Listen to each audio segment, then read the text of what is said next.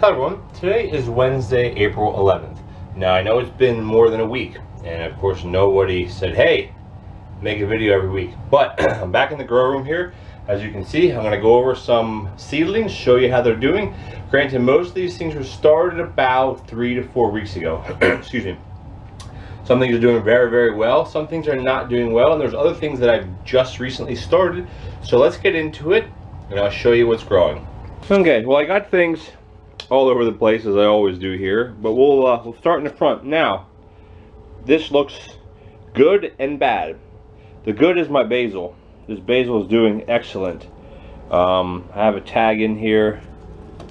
This was seeded on 3/13, so it's just shy of 1 month old. So say it's 4 weeks old. But this stuff smells amazing. Now remember, these are in 50 cells.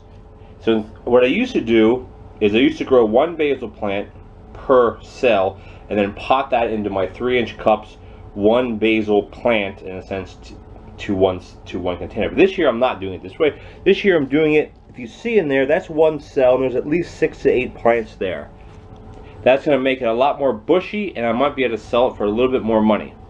Now, excuse me, next to it, you say, what happened? And that's the same question that I have. These are chives.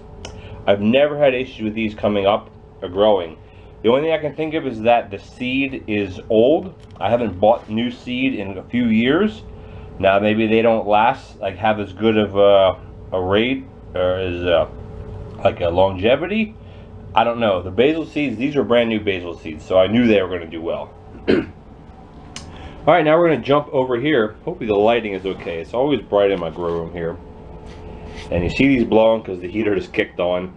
These are, we got banana peppers, sweet bananas, and we got bells. Now, there's a couple little ones here, but for the most part I have 100% germination. On these banana peppers, look how big these things are. And there's 2 of these in each cell. Now, in the past, I went through and I thinned these to 1 per cell. Well, as you're going to see in a moment, which will be right now, here are pepper plants that are doing well, but there's a big hole. Now these are my habaneros, and none came up. I am totally baffled why, but the seed that I have is at least 4 years old. Last year they did well, this year nothing came up. But the peppers, look at this. These are actually jalapenos, and I'm glad I got a bunch of jalapenos this year. So I'm going to divide these up. You can see there's some have 2, 3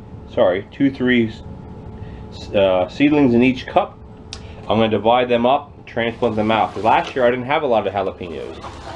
Now, getting on my herbs. That's not an herb, that is eggplant, which is doing amazing as they always. I've never had issues growing eggplant. I just wish that eggplant, the fruit, was more popular to sell. Because the plants grow amazing.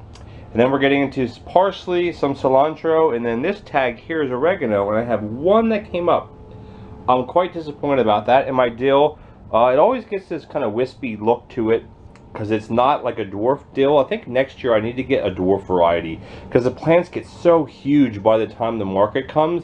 Then you got to stake them up, which actually is fine. I don't mind doing that. And they still sell, but the ones that came up are doing really well. Okay, we're going to jump down here to my tomatoes. Now again, tomatoes, I have never had problems. These tomatoes are done 3/13. Look at the size of these things. There must be 30 tomato plants in here. This variety is actually my lemon boy. Look at that. Nice healthy stems. Well, the roots you can't see obviously. But look how big these plants are. Look at that. Now when you transplant these, I'll bury these plants all the way up to this top stem. Which that'll be in a later video. All my tomatoes are doing very well. Don't really want to complain about that. I got some in the back here that are like massive in size for being this age. Up here are some herbs. These are plugs that I actually bought, so I didn't grow these. Certain things, I got rosemary, I got mint, and I got sage. Those don't grow well here. And the mint and rosemary for sure are better for cuttings than with seed. All these were done through cuttings from a local place about an hour from here. Always have good results. I wish I could sell more herb plants because you could really save a lot of money buying flats of 100. Or actually, they think they call them, I think they're 108s, but they call you get 100 of them. And they're pennies, and then you transplant them and sell them for a few dollars. But I don't have I don't have the business to sell 100 rosemary plants. So I'm jumping back and forth here. Again, here's another tray of peppers.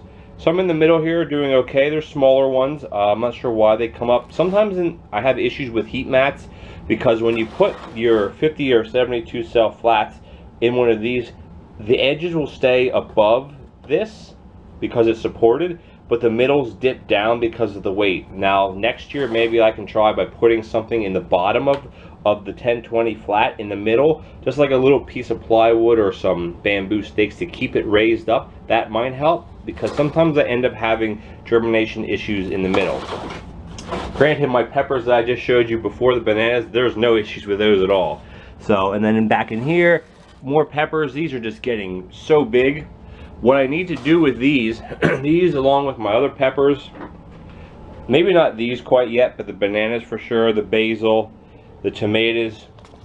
What I need to do with them, which is going to be the next video, is I need to upsize them. So whether they're in, you know, mass planted in 3-inch cups that I'm going to separate into individuals, or they're in 72 or 50 cells that I'm going to separate out, regardless of how I do it, they need to be separated out, and then they need to be removed from this room, which right now the temperature in here is 24 degrees Celsius, which is great for seed starting. That's, I don't know, 70 degrees or so Fahrenheit. I have my little heater in here set at I think 68. So say 70 degrees Fahrenheit, 24 Celsius. It's great for starting seedlings, but it's not great for growing plants because they'll end up growing too fast. Now, if you are short of time, and say you didn't get your stuff seeded for 3 weeks after when you should have, yeah, give them as much heat as you can, because then they'll catch up to the other ones. But I don't like doing that because I don't need to. I have the space here. And I know how to do it really. So these will all be transplanted into 3-inch containers, which I will show you in another video. I've done it last year or 2 years ago, and they'll be moved to my other grow room with my big grow table, where the temperatures are a lot cooler. They're about maybe 18 degrees Celsius, which is perfectly fine to slow the growth down, but they still end up having nice plants. It's hard to explain it without you seeing it, but say in a couple weeks from now when you guys see the transplants, how well they're doing, you'll understand. So anyway, thanks for watching. As always, please like, subscribe, and make some comments below. I like getting comments from people. Just let me know that you watched the video and that you enjoyed it or you didn't enjoy it. It helps me out a lot to know what you guys want to see. Thanks for watching, and I'll catch you soon.